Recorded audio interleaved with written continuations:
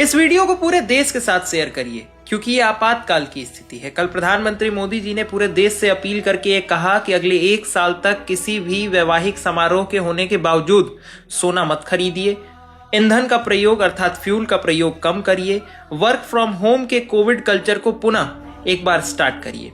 देखिए, मैं चाहूंगा तो इस विषय के ऊपर प्रधानमंत्री की बहुत गहरी आलोचना कर सकता हूं, लेकिन आज स्थिति वो नहीं है कि मैं प्रधानमंत्री की आलोचना करूं।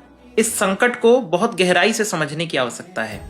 आज भारत की इकोनॉमी पिछले 4 महीने में डॉलर के तुलना में रुपया के गिरने की वजह से $200 बिलियन की इवैल्यूएशन को गंवा चुकी है।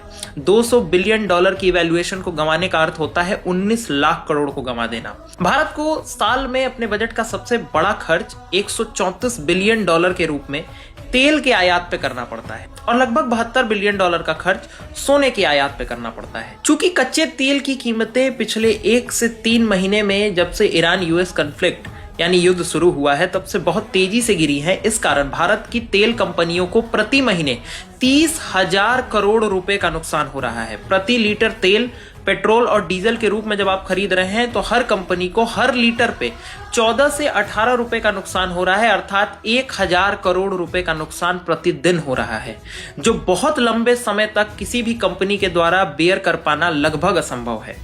केवल इतना ही नहीं, भारत की इकोनॉमी को 0.6% का जीडीपी परसेंटेज पॉइंट नुकसान हुआ है, जिसका अर्थ होता है कि भारत को 2.1 लाख करोड़ रुपए का नुकसान होगा।